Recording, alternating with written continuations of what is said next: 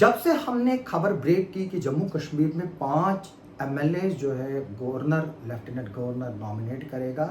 और जाहिर सी तौर से बात है कि जो लेफ्टिनेंट गवर्नर है वो बीजेपी का है और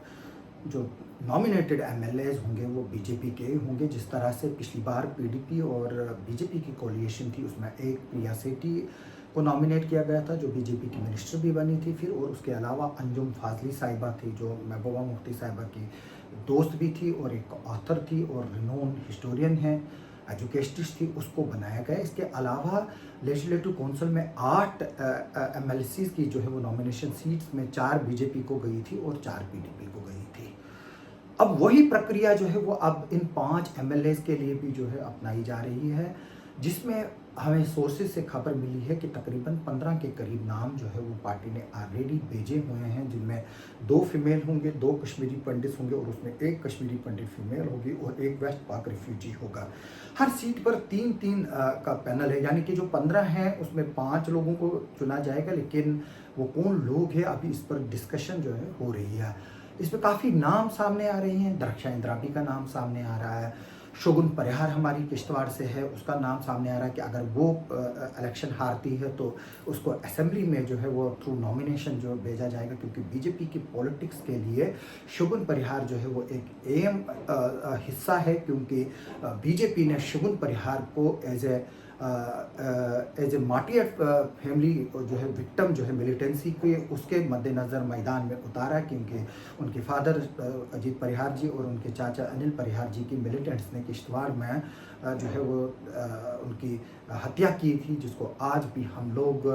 कंडेम करते हैं। मैं एज ए दोस्त उनके होने के आज भी उन किलिंग्स को कंडेम करता। अब ये देखना होगा कि क्या जो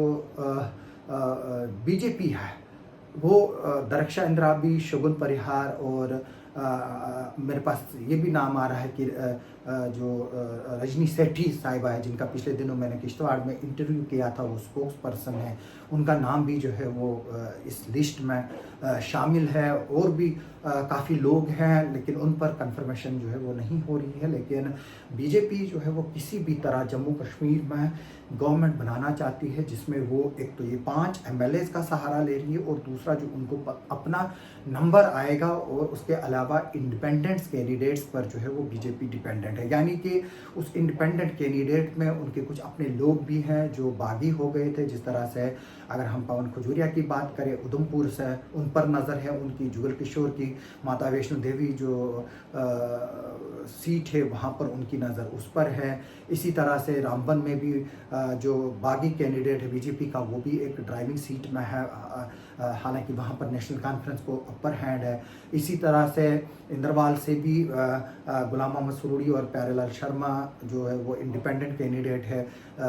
लेकिन उस पर भी जो है उनकी नज़रें हैं, लेकिन नज़रें हैं, कामयाब होते हैं वो दूसरी बात है। इसी तरह से सतीश शर्मा छम से हैं, काफ़ी लोग जो हैं जहाँ पर इंडिपेंडेंट जो जीत रहे हैं उनसे जो है वो बीजेपी कहीं ना कहीं किसी न किसी तरह से रब्ता करने की कोशिशें कर रही है। लेकिन अल्टीमेटली ये देखना है कि अगर बीजेपी को 25 का नंबर आता है जो एग्जिट पोल दिखा रहे हैं, और 5 ये सीटें होती हैं फिर 30 होती है, यानी कि बीजेपी को फिर 18 सीटों की ज़रूरत है, और ये नंबर इतना आसान नहीं है और एकदम बीजेपी जो है वो एकदम बैकफुट पर आ जाएगी। हाँ, अगर बीजेपी को 35 सीटें आती हैं जो तरुण चुग और जो रविंदर रैना क्लेम कर रहे हैं, इसका मतलब ये है कि 5 उसको जो दूसरी सीटें हैं जो नॉमिनेट करेगा एलजी हो जाती हैं वो 40, और फिर 8 सीटों की ज़रूरत है बीजेपी को। 8 सीटें मैनेज करना जो है वो आसान है एज़ कम्पेयर टू 18 सीटें, क्योंकि उसमें सजाद लोन पर भी इनकी नज़रें हैं, लेकिन हमें ये इन्फॉर्मेशन आ रही है कि सजाद लोन जो है वो शायद कोई भी सीट न ले, वो खुद की सीट भी हार रहे हैं। इंजीनियर रशीद पे नज़रें थी, इंजीनियर रशीद जो है वो एक सीट पर सिमट रहा है, जो उसका अपना भाई है वो भी सीट हार रहा है। जो पिछले दिनों हंदवाड़ा में फ्रूट मंडी में उसका एक जलसा हुआ था जिसमें सिर्फ 700 से 800 लोग आए थे, जबकि पार्लियामेंट इलेक्शन में सिंपैथी वेव में उसको उसी 2 सीटों से, हिंदवाड़ा से और लंकीट से 70,000 वोट मिले थे। इसके अलावा अल्ताफ बुखारी साहब जो है वो जीतने की पोजीशन में है, जो हमें खबरें आ रही हैं उस पर भी जो है वो नज़रें हैं काफ़ी। अब बीजेपी किस तरह से नंबर पूरा करेगी और कितना शॉर्टफॉल उनको पड़ता है, वो डिपेंड है 8 अक्टूबर को, जब फाइनल रिजल्ट्स की टैली आएगी। लेकिन अभी की यही खबर है कि बीजेपी अपने आप में उसको विश्वास है कि वो कहीं न कहीं से ये नंबर हासिल करेंगे। किस तरह से करेंगे? क्या वो किसी को तोड़ेंगे? क्या ऑपरेशन लोटस करेंगे? या कुछ और तरीके से करेंगे कि जम्मू कश्मीर वो किसी तरह से सरकार बनाए? क्योंकि जम्मू कश्मीर में बीजेपी सरकार बनाकर जो आर्टिकल 370 और 35A को तोड़ा गया है, उसको ऑथेंटिकेट करना चाहती है थ्रू ए रेज़ोल्यूशन। यानी कि जो एलजी के ज़रिए जो गवर्नर के ज़रिए रेज़ोल्यूशन को जो है वो मंजूरी दिलाई गई थी, अब उसको बीजेपी ये कहकर आगे तब्दील करना चाहती है कि जम्मू कश्मीर के जो असेंबली है, जिस पर हल्ला गुल्ला था, उसमें भी जो है वो इस आर्टिकल 370 के और